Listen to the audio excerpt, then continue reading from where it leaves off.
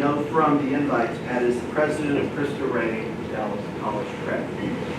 His leadership of the team at Cristo that serves 497 students. They are at max capacity, just like this room, built upon his former civilian senior ranking roles with many different organizations, including the Bowling Company, prior academic partnerships. A retired admiral. Pat is a proud graduate of Jesuit Dallas, where he received the Distinguished Graduate and Distinguished Alumnus Awards. He's also a graduate of the U.S. Naval Academy. While in the Armed Forces, he held consecutive assignments as one of the highest ranking officers in the U.S. Navy. He was first as the Vice Chief of Naval Operations, and then as commander of the U.S. Pacific Fleet, where he commanded the largest fleet in the world. No pressure, right? Pat proudly served as the 59th Vice Chief of Naval Operations. He was a combat fighter pilot. He was department chairman at the U.S. Naval Academy, and he did something that I've always thought would be incredibly cool, and that is to fly a Blue Angels jet. So let me introduce Pat. He'd like to share a little bit of a story about the poignancy of this day 23 years ago from his perspective. Pat? Well, thank you. For those of you that I haven't had a chance to talk to or meet before, I think one of the benefits of being in this setting, especially with the Catholic Foundation, is that you get to learn a little bit more about what's on the inside as well as what's on the outside. So to know who you are is just as important as what you do. For me, I'm the oldest of six. I grew up on Walling Hill Lane in Midway Road, went to St. Monica, went to Jesuit. My dad was at Jesuit for almost 50 years, and he was recognized by the Catholic Foundation many years ago, which was a big event in our family life. But at the age of 18, when I showed up at Annapolis, I was given a question. It was a 70-word question, and it goes something along the lines of, do you solemnly swear that you will support and defend the Constitution of the United States against all enemies, foreign and domestic, that you will bear true faith and allegiance to the same, that you take this obligation freely without any mental reservation or purpose of evasion, and that you will well and faithfully discharge the duties of the office that you are about to enter. So help you God. Well, at the age of 18, where there were no other options, the answer was pretty straightforward. So it was like an enthusiastic, I do. And for context, which I think is really important because it really runs in the background of today's discussion. That language, those words are passed down from the First Continental Congress. That's how bold this idea of taking a public oath, and inside that oath, there's only one word that's repeated more than once, and that's faith. To believe in something when the facts themselves are not self-evident. That's really important to remember as we get into today's discussion. The path, the journey that puts me on, actually puts me underneath the flight path of American 77 moments before it goes into the Pentagon. I have colleagues that looked up who were outside at the time. They could see the faces of passengers. The building I was in was on Columbia Pike, and if you're familiar with DC geography at all, what the terrorists did is they did a descending 270-degree turn to line up and go into the Pentagon. And the building that I'm in is adjacent to the Pentagon. There was a gas station between us and the Pentagon. But we think that the wing cleared our building by about 40 feet. And it was this sort of thing where, because I've been around aviation all my life, I could hear the engines over the building. I could hear the engines now revving up as it went into full power and flew into the building, which was in a bowl, if you think of it. So the terrorists had to descend the airplane and physically make it go into the building. It wasn't going to just fly into there on its own. In time, I would find myself face to face with Khalid Sheikh Mohammed, who was the mastermind behind the operation, because I lived in the Middle East. And in the course of my naval career that took me to the Central Command area of operations, where my area of responsibility was from the Egyptian Suez Canal all the way to the India-Pakistan border for all matters Navy. And part of those operations involved interactions with the Muslim faith as well as the Kingdom of Saudi Arabia. We had a strategic partnership with the Kingdom of Saudi Arabia at that time, 2005 to 2007, where the insurrection had taken place and the rift between Sunni Shia, which is for millennia, it seems. And in the course of those operations, there were terrorist attacks by the same Wahhabi group of Sunni extremists that were targeting the royal family.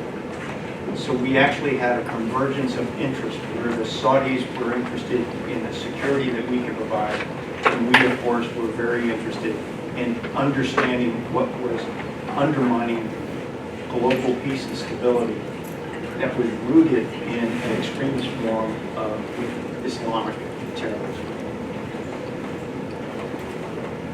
I had, in the course of my naval career, been making presentations when I would come back to the United States about what we then called the global war on terror, or the long war, and trying to make the case many times to the Dallas population about what we were seeing on the front lines, the away game, if you will, so that you wouldn't see it in the home game any more than what we had already experienced on 9/11. And I thought the most difficult audience for me to make a presentation to was the international audience, specifically the Muslim audience. And so I received a knock on my door one day from the Minister of Interior's office of Saudi Arabia, who wanted to come in and talk to me about what the Saudis were doing to roll up these Sunni extremists that were threatening the royal family. And then I went into my pitch. And it's one thing to have an ear for what will work in Des Moines. It's another thing entirely to have an ear to what's going to work in Dubai, because it's a very different audience. And so as I'm making the presentation, as I assumed, it didn't take long before he interrupted me on my first or second slide. And he said, "Do you know what the 19 hijackers had in common?" So this was 2006 time. And the memories of all of that were still fresh in all of our minds. And so I went through the usual list in terms of where they were from, where they went to school, where their family status was, what their family income was. And he shook his head, no, not where they worship, none of that. He said what the 19 hijackers had in common is that in each case, these young men stopped talking to their fathers. And in Saudi society, in the Arab world, if a young man doesn't talk to his father every day, it's a sign of a problem. If he doesn't talk to him for days or weeks or months, it's a sign of a real problem. And one of the reasons why the FBI concluded that there were 19 hijackers is that there were 19 families that did not contact law enforcement when the planes went into the towers. That's how they. So even if this is circumstantial, even if it is partially correct, then what it's really saying after $2 trillion and thousands of lives upended is that at its very root, the issues that we confront begin with family. They go to community. And that's where I think we connect into today.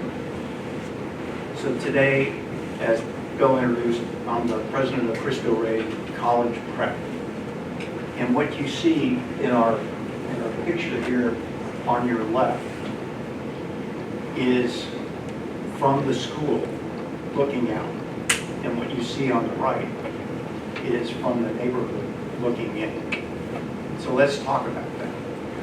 What's on the left is very representative of the Cristo Rey model, which is that we thrive on the margins of society.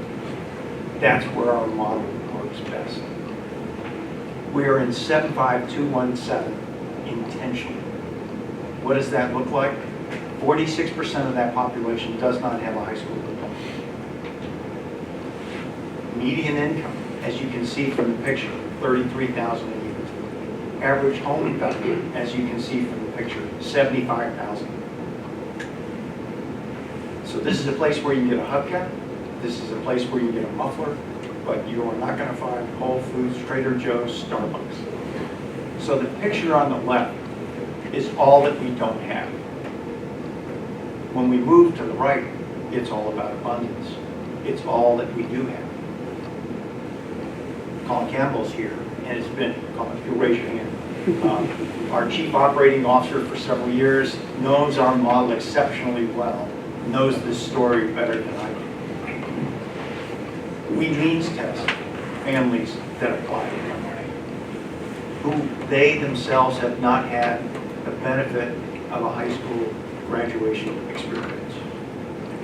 And yet, they're here. And as Bill described, we are at max capacity. 497 students, 70 plus on a wait list. Parents calling us for next year.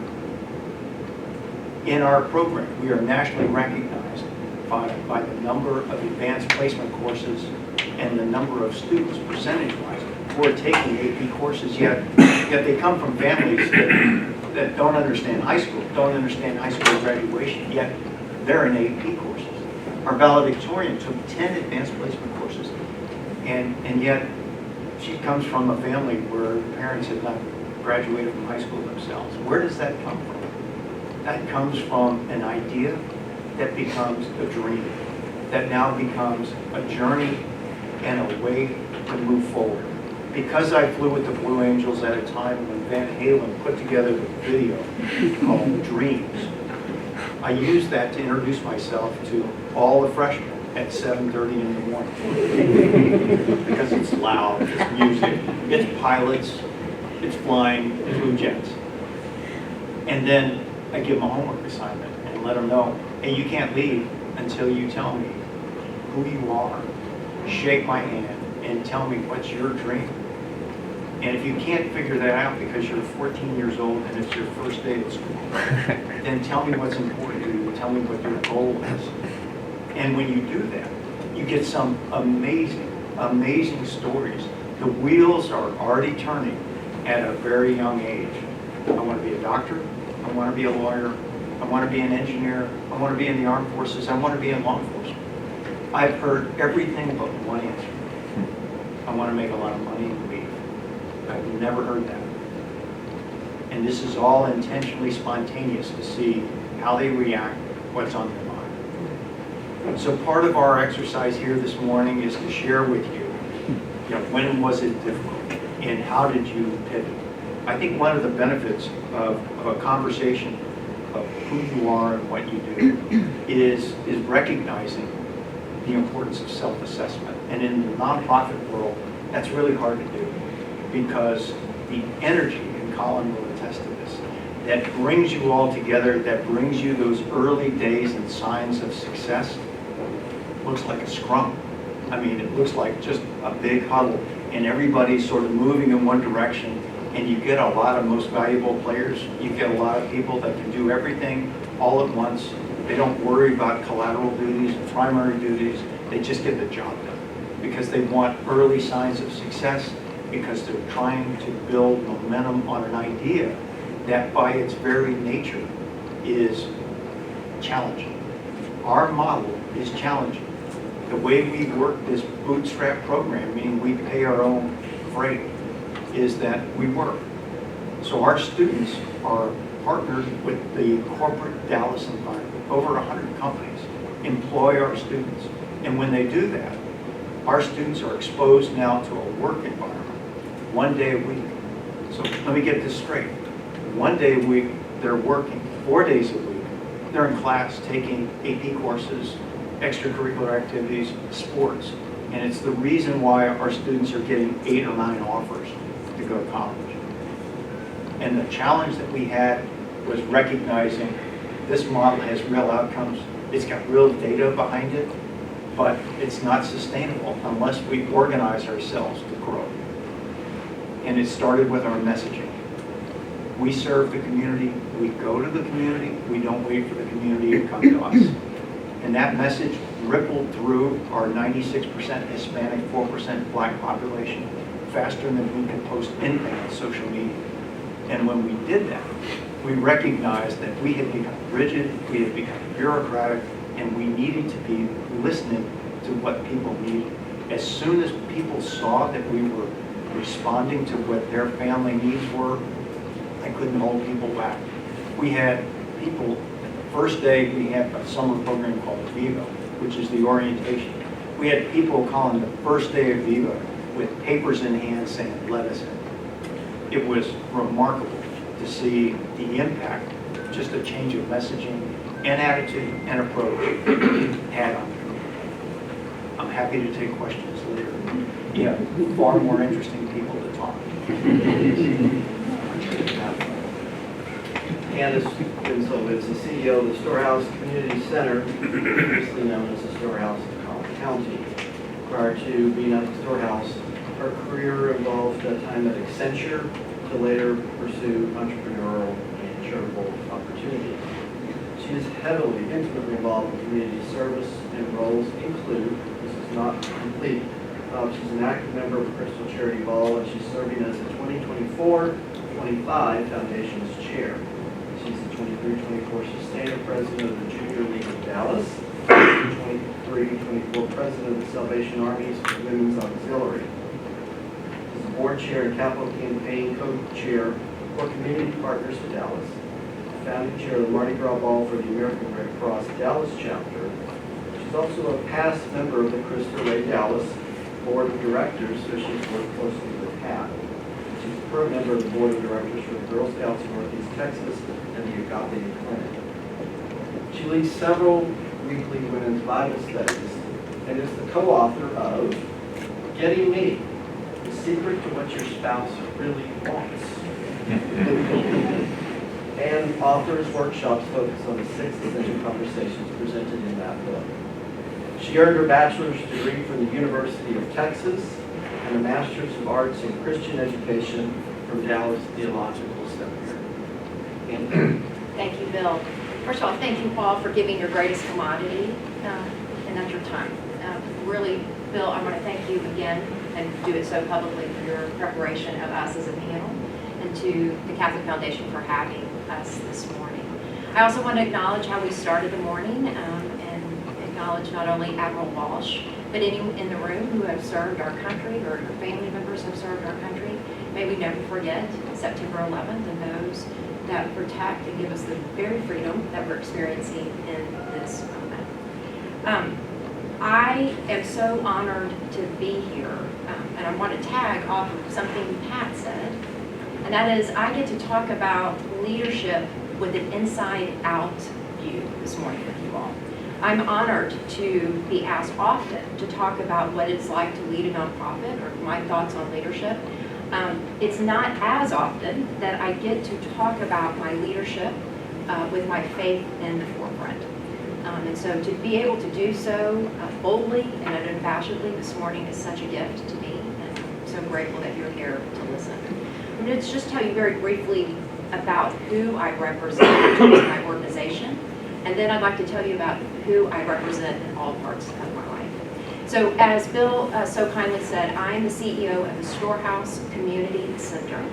We are located in the very southern part of Plano, right on the edge of Collin County and Dallas County.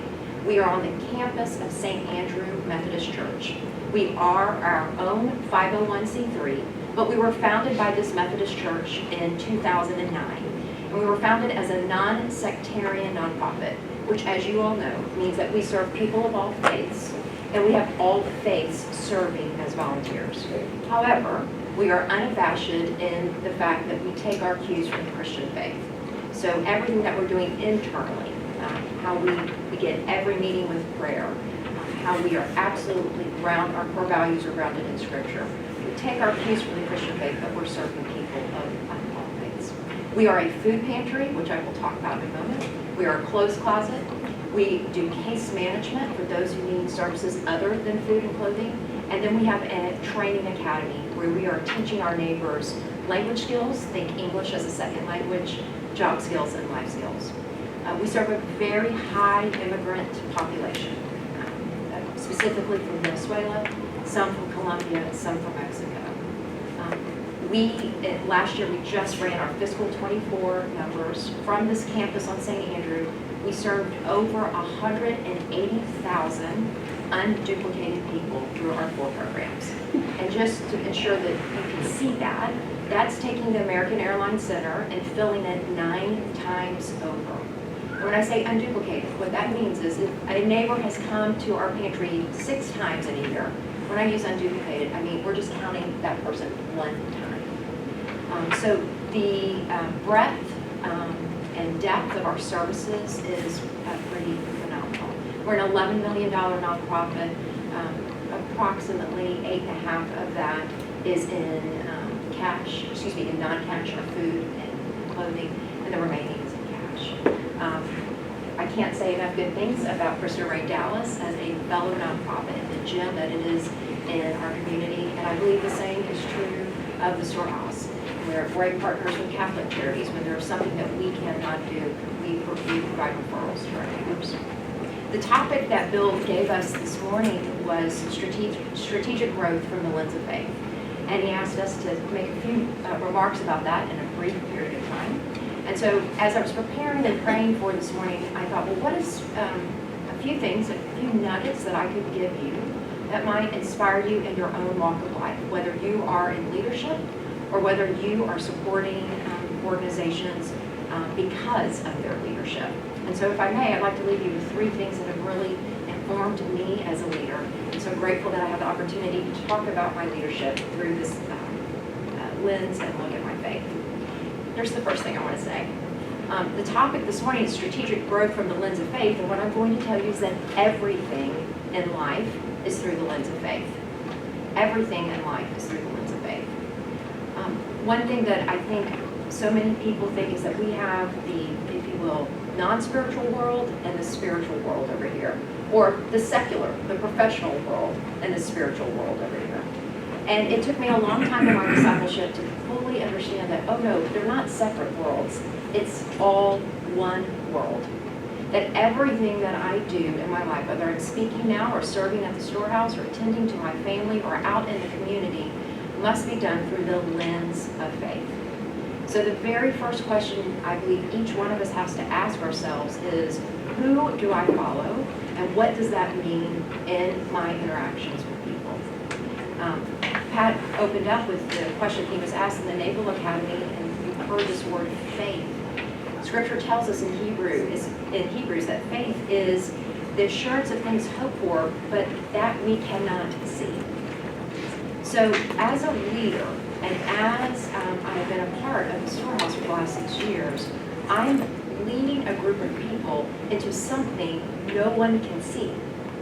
You recognize if we play follow the leader right now, as we did when we were in kindergarten, if I stood up and said, everybody stand up, follow the leader, you all would stand up and follow me, and you would assume that I know where I am going. You would hopefully trust me that I wouldn't take you into a place of peril or I would do anything that would hurt you. You would stand up and you would trust me. I'm the very first one and you're all standing behind me. I would have to have a vision. I would have to know where I'm going. And I think one of the most challenging parts for me as a leader is I feel this weight of having to know where I'm going all the time. Because I know everybody behind me is going to be asking me questions. How are we doing this? Where are we going? What's the answer to this? What's your vision for this? And so I find myself in my worst moments as a leader depending on myself to find those answers, to muster up the strength personally to have everything figured out. Sorry. But when I am at my best, leader, I am doing so with my faith right as my lens. I have my readers here, and you all who wear glasses know when I put my readers on, this in front of me is so much more clear because of the lens. And so the first thing I'm going to tell you is I believe everything in our life is lived through the lens of faith. And if you're a leader, that lens is paramount to what we do. And that really leads to the second point I'd like to impart. As a leader, you often hear people say, oh, it's so lonely at the top. I'm like, well, actually, as a leader, I have a leader. As a leader, you have a leader. My leader has a capital L, and all I have to do is ask my leader. That sounds so simple, but in my world, that is so complex at times. I have a leader, and all I have to do is ask. And I want to give you a very specific example of what this looked like, what this has looked like at the Storehouse. So I'll take you back to 2020, and I'm going to take you back specifically to Thursday, March 5th of 2020. I was in New York City with my husband and my then high school senior on spring break. My daughter was at A&M as a sophomore. At the time, and my son Grant, we were celebrating his last spring break, a trio in New York City.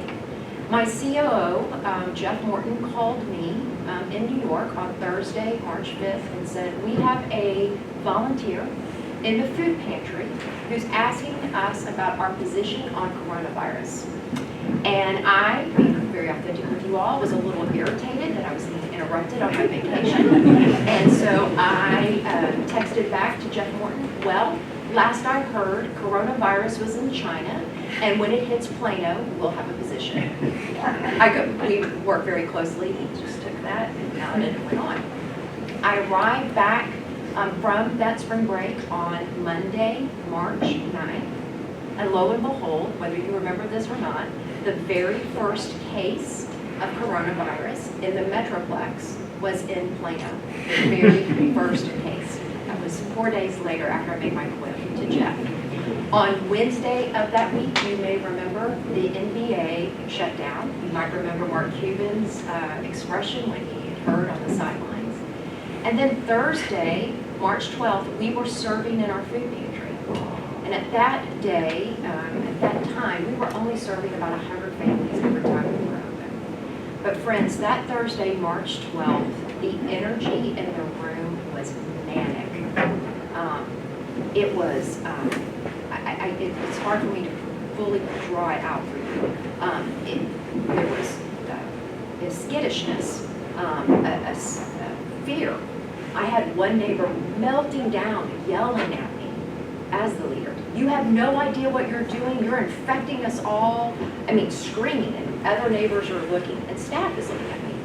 I'm not making this up to my Aggie friend, Stanley. My daughter from Texas A&M is texting me. My phone is going off. This is March 12th. A&M is closing until April 28th. And I was like, oh, she's made a typo. She must be March 28th.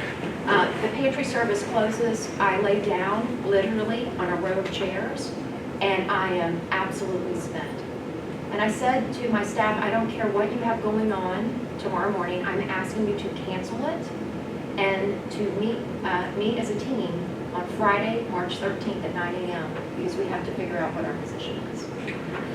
I need you to hear me. I had no idea whatsoever what our position was. I had no idea. I can't say that with enough weight or gravity. The team gathers and we do a devotional out of James chapter 1. And if you know James chapter 1, scripture says, ask the Lord for wisdom. And when you do, he will give it to you generously, but do not be like the waves, toss here and there, take the wisdom. So we discussed as a team what we would do. We read the scripture, we had a moment of dedicated prayer, we discussed again, and we decided. And what we decided in that moment is that we would not close our doors, that we knew that our neighbors would need food, that we would pause all volunteer opportunities, and that we as a staff would do what 25 people would do on a Thursday and Saturday. We would do it, just the 7 of us. We would modify our procedures, but we would do it.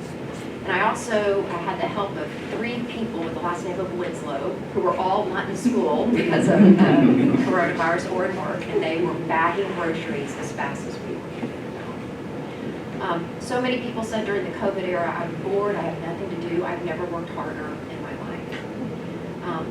I want you to understand that that morning, I had no idea as the leader what to do.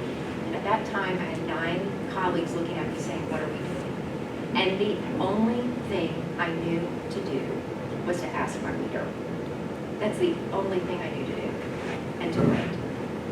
And the Lord was absolutely our full provision in that period. We went from the first 2 weeks, we didn't really see a change in our numbers. And then the 3rd week on a Thursday, we went from serving approximately 100 to that Thursday specifically 299. There was no text that came to me that said, hey, you're going to have a lot more on that day. There was no message, there was no memo. I was on our campus, we were spread out, we used walkie-talkies. I was on the walkie-talkie with my COO, literally panicking. We're going to run out of food. And as the Lord, as my witness, on that day, we had prepared, unbeknownst, 299 carts of food. We had enough for every single person. Had there been a 300th person, we would have not had food, as the Lord is my witness. And when that happened, I knew that what we had asked of him on Friday, March 13th, had manifested on Thursday, April 2nd, with his provision. If you are a leader, you have a leader. And it is my absolute firm conviction you have to ask him for help. And the last thing that I'd like to share with you is that I believe it's so important, not only personally as a leader, but if you're leading a team, to make it a ritual, to ensure that you're expressing gratitude and remembrance for what the Lord has done. So whether you're a leader or you're leading others, that you make it a ritual to express gratitude and remind yourself and others what the Lord has done. Our team meets as a full team once a month. And after we review the agenda and have an opening prayer, the very next thing we do, and we do it every team meeting, is we have a ritual that's simply called thank yous. And we go around and we thank each other for what we have done. And it is not just, I'll demonstrate it to you, it's not like this. Thank you, Bill, for organizing this today. It's like this. Bill, I want to thank you for the time that you spent organizing, the notes that you wrote, the pre-call, the fact that we were able to share ideas on that call. That set me up for success today and allowed me to walk into today confidently. I'm not doing that just as an example. I'm telling you that. And it's that ritual of expressing gratitude that then absolutely opens up our eyes as a team to demonstrate how we have loved each other and how the Lord has loved us. I think what happens when you're a leader and you're managing teams, work is coming at you like this constantly. And generally speaking, as the leader, what you're hearing all the time are the problems that need to be solved. You're hearing the criticism. You're always working towards something that seems overwhelming. And so we've established, not only in our team culture, but I've absolutely established as a leader, having a lens of looking for blessing. Every night when I go to bed, I write down 1 to 3 unexpected blessings of the day. I saw more than one friend in this room today, and you will be my unexpected blessing of this day. And when I have that lens on, it changes how I lead, not only at the Storehouse, not only in my family, but also in my community. I feel like we are programmed to have a lens of negativity, where culture wants us to look at what's wrong, what makes us different, right versus wrong, left versus right, etc. At the Storehouse, we talk all the time about every person we serve is a creation of a creator God. We are not rich people serving poor people. We are not white people serving people of color. We are creations serving other creations. And I say all the time, every single one of us are standing in line for something. You are standing in line today. I'm standing in line today. I'm not standing in a food pantry line. I'm not standing in a clothes closet. I'm not waiting to learn English as my first language. But I'm absolutely standing in line today for acceptance, love, for grace, for mercy, to be known, to be encouraged. Every one of us is standing in line for something. You have a need. And once we recognize that everyone has a need, and you come alongside people loving with that lens of faith, things are different. So what I would conclude with is we all, as leaders in this community, and you all in this room, as donors of the foundation, leaders in your respective organizations, have the incredible privilege to be a spokesperson of faith, to be a person that demonstrates who Jesus Christ is for you personally and who he calls us to be. And I think simply, he calls us to do one thing, super easy. Every day, every place you go, he calls you to bring him glory. To say it in a more simple way, it's just to point everything back to him. And you do so by loving him and loving others. My whole theology fits in the framework that all I'm supposed to do is make him look great, point you to him, and I do so by how I love the people around me. And the ability for me to love the people around me is a function of how I love them. So thank you for listening, and thank you, Bill, for the opportunity for me to speak about my leadership through the lens of faith. Thank you, Candace, so much. And again, be thinking of questions that you'll have for Pat, or Candace, or Dave. Dave Woodyard is President and CEO of Catholic Charities Dallas. With more than 40 years in the service, hospitality, and nonprofit industry, he oversees the organization's nearly $35 billion budget for 10 missions and nearly 40 programs. Prior to joining Catholic Charities Dallas, he created a consulting firm to answer the growing need for private clubs of all types, domestically and internationally. And for several decades before consulting, he held executive leadership roles at Dallas-based Club Corp, the world's leader in private clubs. At Club Corp, he served as the executive vice president of operations and business development of the business and the sports division. He's the governance chair for the Council of the Diocesan Directors Executive Committee of Catholic Charities USA and is a Knight of Malta. He's a former vice chair and trustee, we're very proud to say, here at the Catholic Foundation and Bishop Benham High School, as well as a past member of Holy Trinity, past board member of Holy Trinity. And he is a very proud alumni of the Ohio State. Oh, wait. So let me introduce Dave Woodyard. Well, thank you, Bill. And I don't know about you, but I've enjoyed listening and learning, so thank you. It's been wonderful so far. I'll try and live up to that a little bit. I think the slide says, please close your eyes. Please join me. I'm going to keep mine open. You keep yours closed. We are Catholic Charities, and we are here to serve our communities and to serve something greater. We're here to welcome everyone, to overlook no one, because offering unconditional kindness is our creed. We're here because we believe in long-term solutions, not just in short-term fixes. In being innovators, in creating lasting change. We are here to house the unhoused, feed the unfed, and welcome those who are unwelcome elsewhere, refugees from foreign lands and familiar streets. We are here to provide counsel, to commune with the most vulnerable, to treat everyone with dignity, and to empower those in need to be self-sufficient. We are here because we vow to make a difference for our neighbors and our neighborhoods. It's why we were here yesterday, it's why we're here today, and we'll be here again tomorrow. We are Catholic Charities, and we are here. I think that helps to maybe paint a little picture of who we are and what we do. I can spend the rest of the day talking about all of this stuff, because there's so much, but I'm not going to. We're here to talk a little bit more about strategic leadership, the mandates, and the faith that we live in. As a side note, the clock is really nice, especially if it works. It'll keep me on track, so you can give me the snaggle plus hook if I get a little long. I'm going to go a little bit different direction, just talk about kind of how we are set up strategically and how we live within the mandates and lead within that. And first of all, I think it's kind of interesting to point out in our nonprofit world, I've been at different presentations and heard people talk about nonprofit versus for-profit and how different they are. But to me, it really boils down to something very simple. At the end of the day, we are all ultimately a business trying to get something done. And really, the biggest difference, I think, is what we do with our dividends. In the for-profit world, we're distributing to shareholders. In the nonprofit world, we're putting it right back into mission. Everything else really is very, very similar and very alike.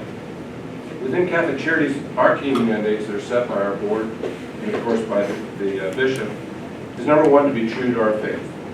We serve all because we are Catholic, not because they are. To be solvent, to make sure that we really have the ability to do our work and to do it healthily and happily. To be agile, and to be opportunistic, another key value for Catholic Charities and mandate. And I remember in one of my last meetings with then Bishop Farrell, now Cardinal, he looked at me and just said, David, I want to make sure we have a seat at the table. So I've always remembered that as part of our roll forward. And ultimately, the last, and I think the most important of all, is to be a servant to all. So those are the big key mandates that we look at and look at from a strategic sense. And while those all remain true today, there's obviously things to grow forward from. Things that we think about when we're talking about thinking those mandates and bringing that forward into our life, all of those missions that Bill described and the programs within, we also have to think about long-range planning. Because if we're going to be sustainable, we've got to make sure we can pressure test that, if we will. So what does that mean for us? It means we look at, well, what is the math today, and what does it mean tomorrow if we put multiples of X% of growth in interest rates or CPI and things like that. Does it work? Will it last? Can we see the funding sources coming ahead of ourselves? Do we have contingency planning? What's going to be in it for us and for our employees if something bad happens? When we took on the COVID challenges that hit our communities, we went from those numbers that Bill talked about to an extra $30 million of revenue annually distributed out to 14 different communities and counties within. We had to swell our staff exponentially for that. But we didn't know how long it would last, right? I mean, the first few days, it was a few days, and then it was a few weeks, and it was a few months. And is COVID ever going to be over, right? But through that, we also established some additional values, and that is that with all of our employees and our teams, we know that when we're pressure testing things, things are going to go up and things are going to go down. And we made sure that we now have policies in place that ensure the employees have a ramp if things are going to be happening. And we make sure we tell them long in advance if things happening, bad or good, so they're prepared for all of that. The other thing that comes into sustainability for us in our leadership decisions is our reliance on grants versus donors. Donors are wonderful, but you can't count on them every year. Grants and foundations are helpful, but they too are a little bit, well, maybe this year, maybe not next year. Everybody's got their different policies. We do a lot of work through state and federal grants that helps us in our sustainability because it's something we can somewhat rely on and count on. Now, it's good in the sense that it helps us to be sustainable. It's bad in the sense that it too can go away. But again, coming back to our long-range planning, we're constantly pressure testing against those factors. What's the likelihood of the donor? What's the likelihood of the grants? And what's the likelihood of the sustainability of those contracts? We also have endowments, which are a wonderful thing for those of you in the room that have them. I know you're blessed to have them. For those that don't, we're all seeking more, right? But that helps us as well to, in this pressure testing test, to understand what's capable, what's the future of that, what's it going to be able to distribute, and what are the emergency provisions within. So kind of coming back to the strategic what's next thing, what we do at Catholic Charities really is talk about an attitude of yes. Yes and collaboration. If you look at over the years what's happened, our history goes way back all the way to the orphanages 120 some years ago, and in the corporation 80 some years ago. And our early days were all really around immigration, refugees, pregnancy, adoption, and some other services like that. We've now grown exponentially from then going forward over these last 10 years. And how has that happened? It's happened because, again, we said yes, and we're opportunistic, and we collaborate. It really has become a bedrock. Now, sometimes the staff will admonish me for saying yes a little too fast, because we didn't talk about, well, how are we going to get that done? But by the same turn, it's allowed us to do things we never could have imagined. And I think when we think about leadership, it's really about that attitude of, yes, we can, and we'll figure it out. And yes, the faith will come into that as well, because we can't really see it, but we can believe it. We know it can be a part of our future, and somehow He will provide for us to make sure that all those things come together. So when we're doing that, you think, well, that sounds great, Dave, but do you really just make decisions willy-nilly? Well, no. We do talk about it, and we get excited about it very quickly, but we actually have some very strong procedures and policies from a leadership sense. We have a process in place with our board called MAP, Mission Approval Process. We have about an 11-page document that we go through for anything new we're going to take on or think about, which considers all the different factors of what's the effectiveness, the efficiency, is somebody else doing it already in the community, can we collaborate with somebody to make this happen differently? Does it have the ability to be sustainable? What is going to cost us? How much are we signing up for? And what's the capital cost to get it started? What's the ramp-up time? How many staff do we need? All these different factors come together. And once we've answered all of those questions, we then bring those forward to our governing committees and make sure that we really have dotted the i's and crossed the t's. So we're saying yes, but we're doing it with open eyes, full knowledge, and a belief of what's truly the opportunity ahead for us. That really helps us to then set the stage for things like taking on other non-profit opportunities and growing the mission itself.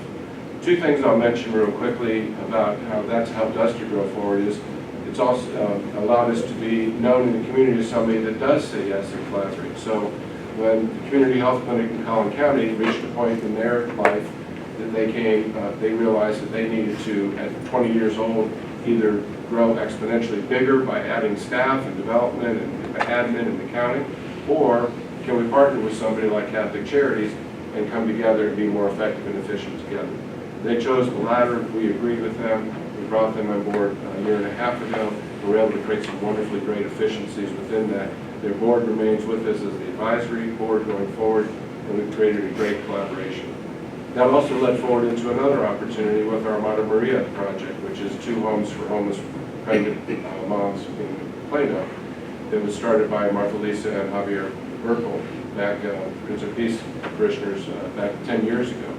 They too got to a point in their nonprofit's life where they realized we've been doing this all, doing it wonderfully, but we can't do it forever. And we want to make sure we have an opportunity to transition this when we can. So those opportunities and being known as people that say yes allow them to come through the door and talk to us, with the grace of Bishop Greg, bringing us together and allowing us to partner up with them. As of March of this year, they're now also part of Catholic Charities. So these things just don't happen in a vacuum, but they do happen again with this faith that something better can happen, that we have so many more to serve and so many more to help in our way. I'm going to kind of end it up with a story about how this really evolved in a bigger way for us. 10 years ago, Catholic Charities was collecting food in different parishes and had a little place down in Deep Elm where we put boxes together to try and distribute to folks and help those in need that were hungry. Through meeting the North Texas Food Bank and also meeting with St. Vincent de Paul, we were able to understand that St. Vincent de Paul had needs where they wanted to do that last mile, go from the parish to the home to truly help those in need in their community. We wanted to continue to do food, and the North Texas Food Bank is the aggregator of all the food for our 9 counties in our diocese and 4 beyond. They serve 13 counties total. So the story in all this is it all came together with Jan Pruitt, who unfortunately passed away, but was the really driving force in making North Texas Food Bank what it is today.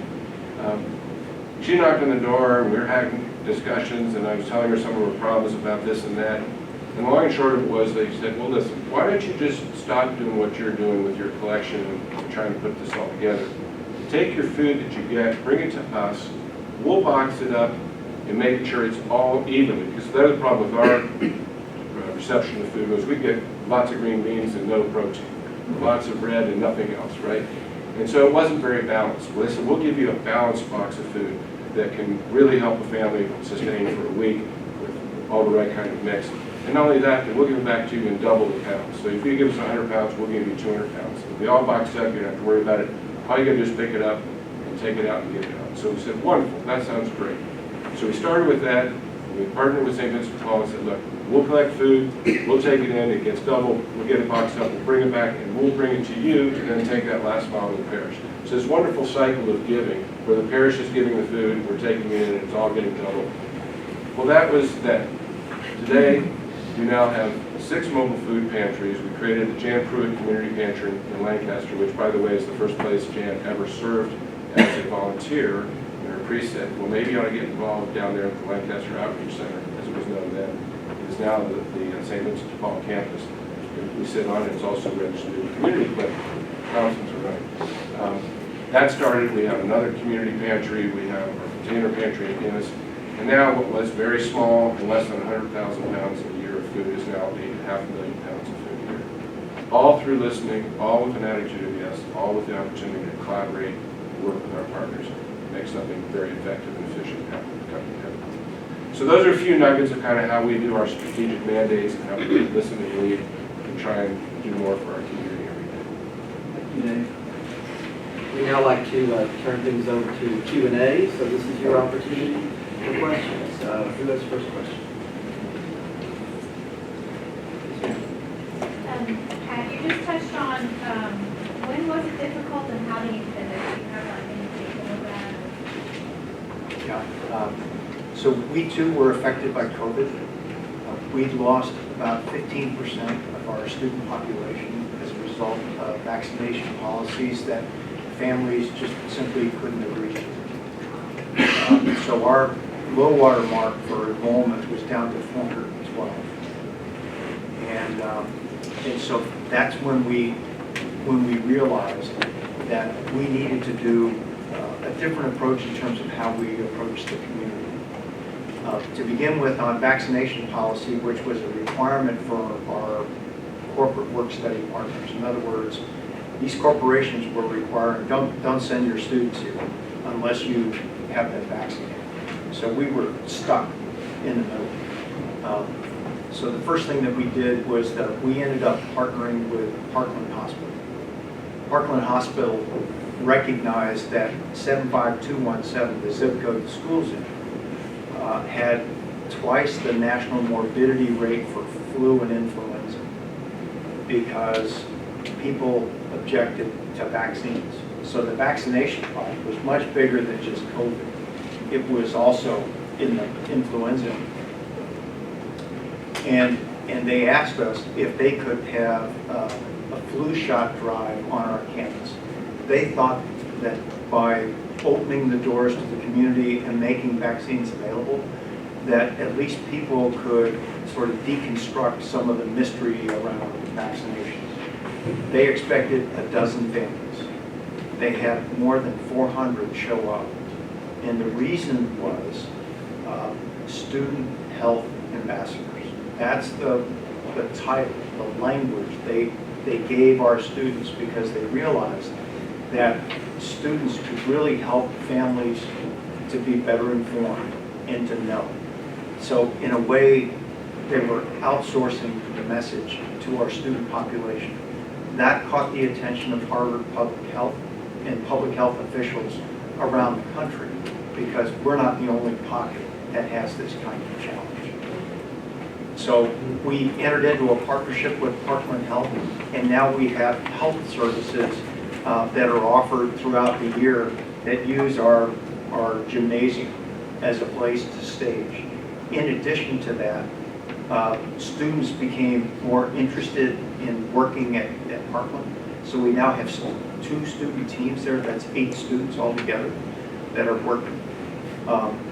And then we took a look at our admissions process. And what we found is that we had become just too administrative in terms of how we were becoming bureaucratic. And it was just a real turnoff to people in the community. When we recognized that we needed to go to the community, we needed to listen to the community, rather than waiting for people to come to us, it just really allowed us to be embraced by the community. And now, we are this jewel in the middle of Pleasant Grove where people least expect it.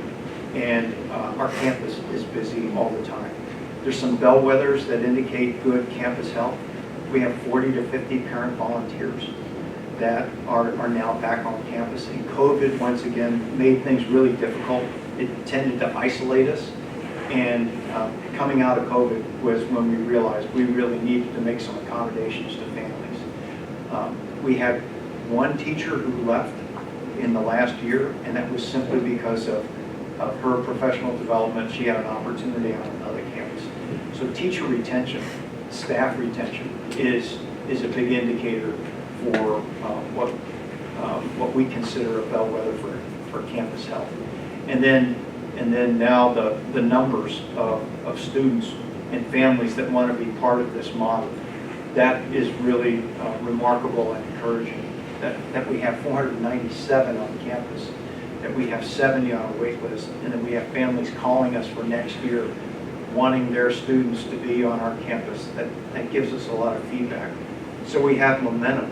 The challenge that we have now is that when we have enrollment, we need to have jobs for our students. In the post-COVID environment, the workplace, particularly in commercial real estate in Dallas, has changed dramatically. About a 70% disruption to commercial real estate in Dallas. So you look at City Place, for example, where thousands of people should be working off the Central Expressway. It's hundreds. And that's because companies, employees didn't want to come back to work. We partner with the Regional Chamber of Commerce. They're in the office 3 days a week, Tuesday, Wednesday, Thursday. And what we found with our traditional model of having students there every day of the work week is that supervisors were having to come in to just look after our students. So the answer to your question is that there's a number of variables in the equation. And as the panelists pointed out, trying to get ahead of knowing where those variables are going and being aware is the reason why we have the jobs that we have. To be looking ahead and then be able to guide the organization in that direction. When we grow, I turn back to the business community and say, we can't do this alone. What makes our model work is a partnership. Having adults involved in the formative years of a young person's life, that's the model that works. We're part of a great circle of community, of history and tradition, where one generation nurtures the next. We can't outsource that. We can't do that virtually. Our students have to be in a work environment where adults are involved, making decisions, living with decisions, and still being collegial with the decisions they make.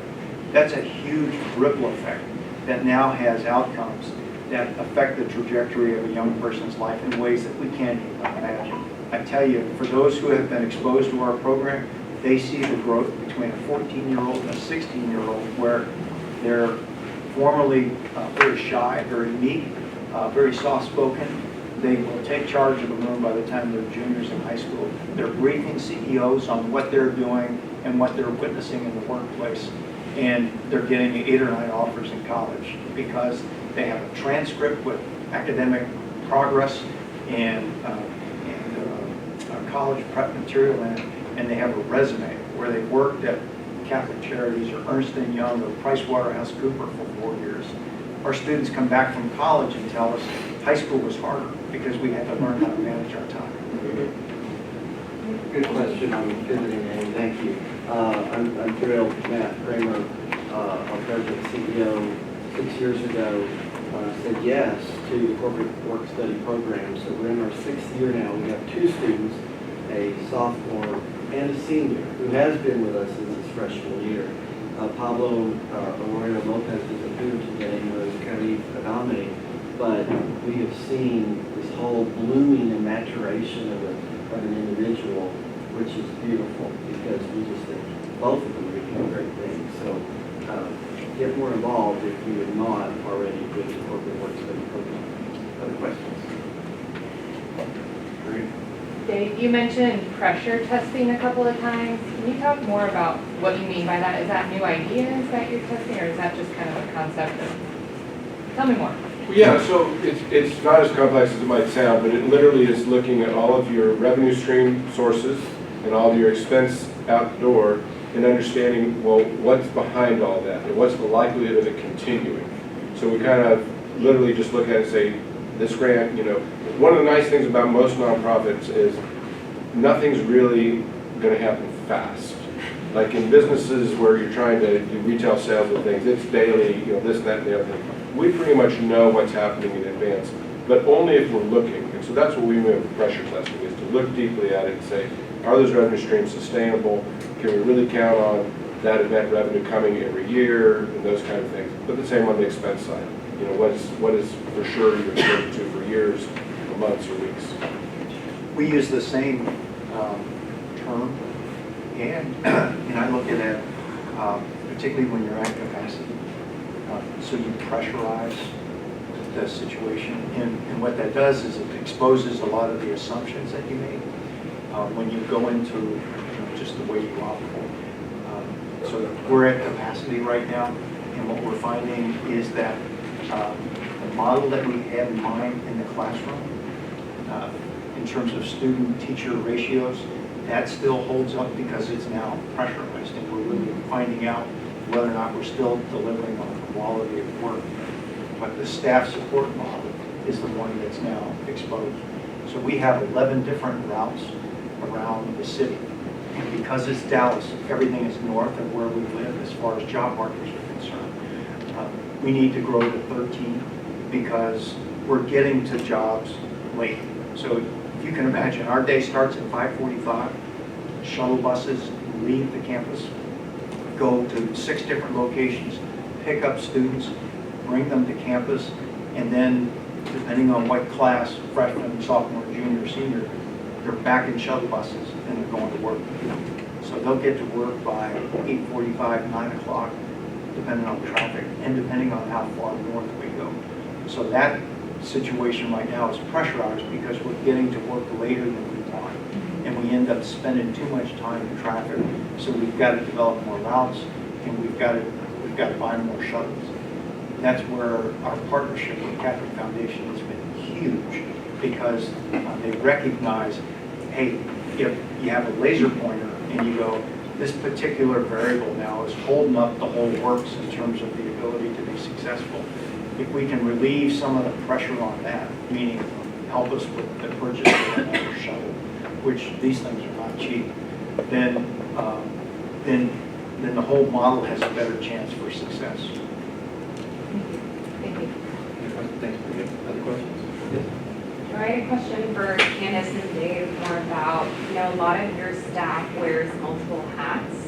So how do you think about talent and training for your staff? A lot of people come to nonprofits with really strong hearts, but sometimes not as much experience. How do you think about talent and training? Yeah, I'll take a swing at it for sure. So there's a couple of very specific tools that we use at the Storehouse that have helped us as we're bringing on new people. The first is predictive index, which allows a prospective employee to look at, to take an assessment and to demonstrate how they show up in the workplace. And it has different profiles and whatnot. The predictive index has been fantastic because the core of our team has a very distinct feature. The second thing I will tell you, we've done this now for the last 2 full years, is we've adopted Google study Project Aristotle. Google did a study of 200 work teams as to what made them successful, and discerned that there were five dimensions of a successful work team: meaning, dependability, structure and clarity, impact, and I'm forgetting the last one, psychological safety. So what we do is when we bring someone into our team, we are very, very clear about our mission, our vision, our values. We use this existing tool called predictive index to kind of measure them. And then we explain that we operate around these 5 dimensions that I just mentioned in Project Aristotle. And the last thing I will tell you is this. This is very unorthodox, but I have several teammates that are in their 30s. And I said, they are so fantastically capable. They have so much potential. And one day their potential is going to hit the ceiling of what the Storehouse can provide them. So early in their careers, I have said, one day I'm going to have to let you go. And you'll get kind of this. And I'm like, because my job here, I believe as a leader, is to develop you to your full potential. And I think your potential at one point will exceed what the Storehouse can provide you.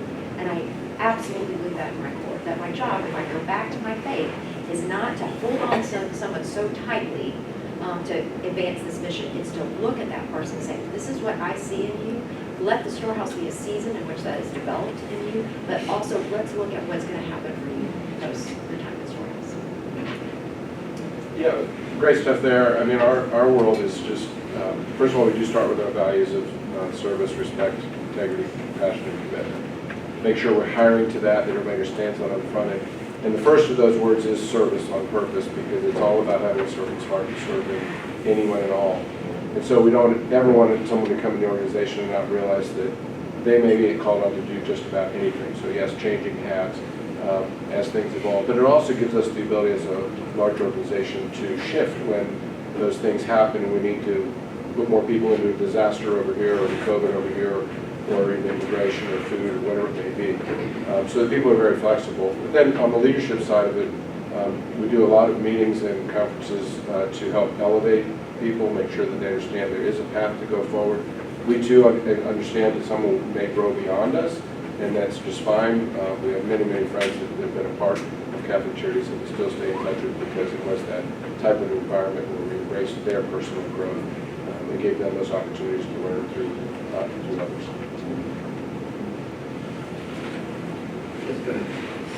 Dr. Walsh, my name is David. I have a small real estate and construction company in Oak Cliff. Could you share your opinions about school choice, about deregulating public education, kind of thinking about all of the families that don't fit, that aren't going to get into Cristo Rey, and what that would mean for them? So I'm going to come at it in a way that you're not expecting. Okay. I am first generation of the all-volunteer force. 50 years ago, last year, we moved from a system of conscription to an all-volunteer force. So think about that. That actually is an idea proposed by Milton Friedman in the late 60s, who recognized what the Vietnam War was doing to the country, because what came with the Vietnam War was a draft.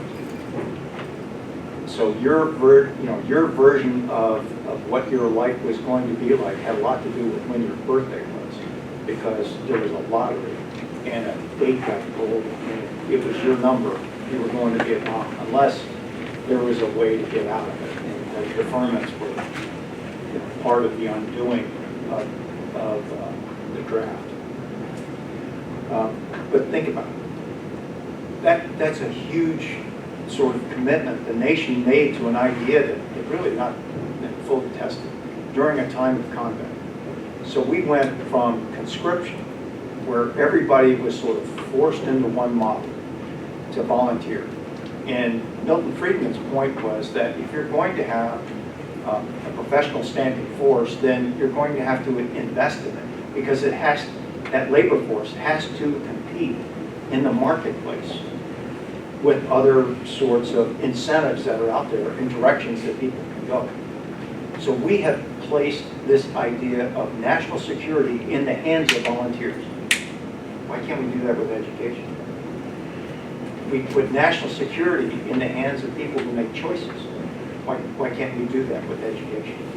I mean, the idea that people would have to choose in terms, or have the option to choose where they send their students, is one where now schools would have to have a very different model than what they have today.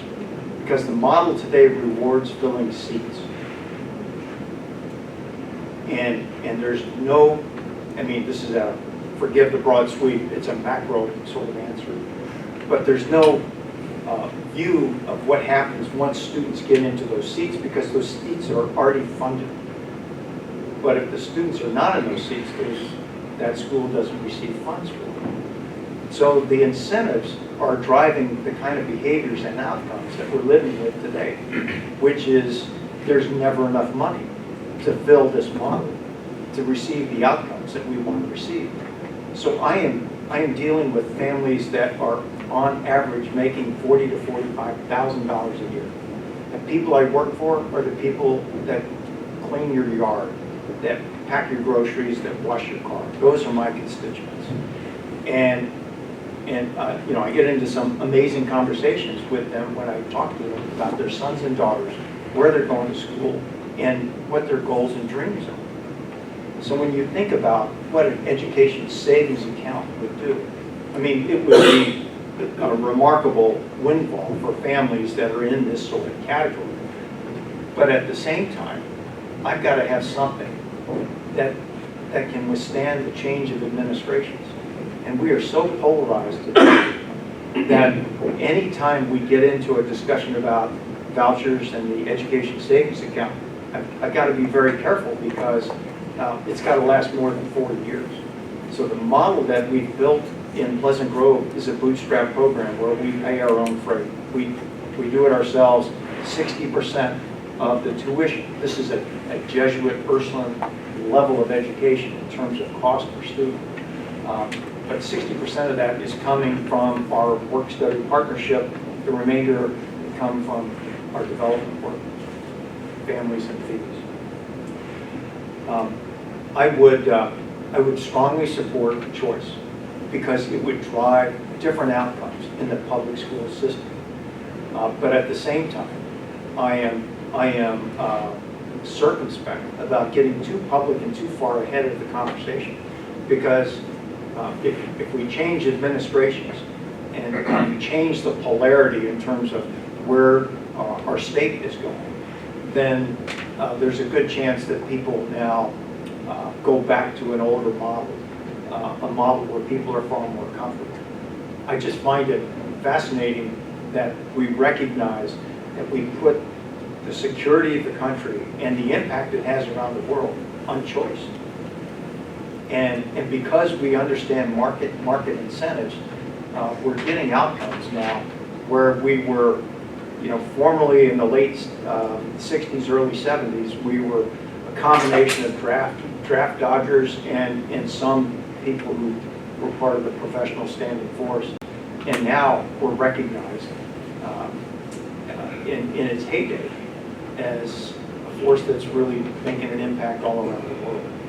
And I think we could do that with education, but the incentives are not in the right place. Thank you. We have time for one more question. Can I ask a question about school? I could make the hypothetical argument that you're failing to meet the needs of your students. Clearly you're at capacity. Why aren't you trying to figure out how to help 1,000 students instead of 497? Besides the campus. Okay. Okay. So I'm happy to help you with your donation. It's the least I can do for you. Please come see us. So we are at capacity. In fact, we have, if you know St. Augustine, that was formerly an elementary school there. We repurposed that elementary school. We still use their classrooms. We've got 5 classrooms. So this is 1950s sorts of architecture and construction. St. Augustine is building across the street. So as soon as they meet their diocesan requirements and goals, they will break ground. We have first right of refusal on the remainder of that campus. We'll bring down those old buildings and we'll expand. And the only thing between us and being able to do that is money. There's far more need than we have resources right now. Last question. On an ending note, I'd like to ask, what was your aha moment when you realized that, your faith had to be that is who you are and that's how you show up in the world? Because at least the world that I'm used to, beating it down all the time. So what changed in you and how did you find it so that you could do what you do?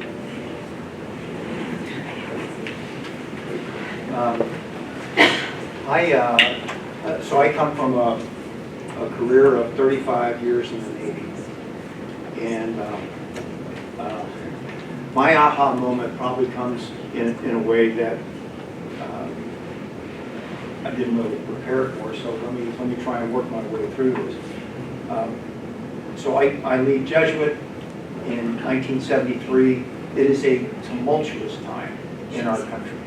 And I'm part of the Fellowship of Christian Athletes because I was a student athlete at Jesuit.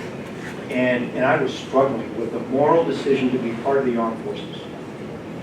And I was just having trouble with it because, I was attending Jesuit, and at monthly mass we would have black balloons that we would, release, and we would have armbands in terms of that was our silent sort of way of trying to bring a sense of consciousness to the overall national discussion, debate, argument over the war in Vietnam.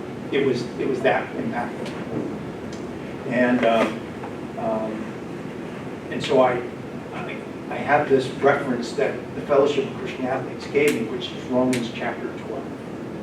And I thought, okay, so I hold on to that, and I show up in my first couple of weeks at Annapolis, dazed and confused, in a uniform that would one day fit me, with, more shots in my arm and more people looking inside my mouth than I've ever had in my life. And then we go see the chaplain. So the Catholic chaplain is talking to us. And this guy is really, really amazing. He's a Navy commander. And he is someone that has worked in a diocese, and he's now part of the armed forces. And in 1973, there weren't a lot of Catholic voices, loud and clear, on public service, on bringing everything that is part of our faith to the job. And yet, that's where he was. And Commander O'Connor, I remember him, was someone that actually brought clarity to all this confusion, this moral confusion about whether or not I should feel conflicted because I'm in uniform, serving at a time where it's very unpopular to be in uniform. He would eventually become the chief of chaplains for the Navy, a 2-star admiral. But you see, people don't know him by that name. They know him as Cardinal John J. O'Connor. So I met him early in his life, and he was this beacon of light that took me to the North Star in terms of how you live your faith, and how, yes, it doesn't matter where you work, you can still be who you are, be a person of faith, and bring that with you every day. I've had many aha moments. Can I just tell you my last one, last week? I was leading an event off the campus of Dallas Baptist University. When you drive off of that campus, there is a billboard-sized monument when you're leaving the campus that says, "Will you follow me?" So you're leaving the campus, and that's the question. The board of the Storehouse on Monday of next week will make a historic decision on something that I have been wrestling with since December of last year. I want to follow my leader. I am absolutely petrified to do so. I saw that sign last week, and I drove off that campus back into Dallas, and my prayer, the conversation I was having the entire time is, I want to follow you. I do not know how. I'm afraid to follow you. I'm uncertain. I was very transparent with my COO and my Chief Development Officer about this. And we don't have time for me to tell you the story. On Friday of last week, I told my board chair my recommendation on September 16th would be no. And I felt horrible about that. I felt, and from a faith perspective, I was not following.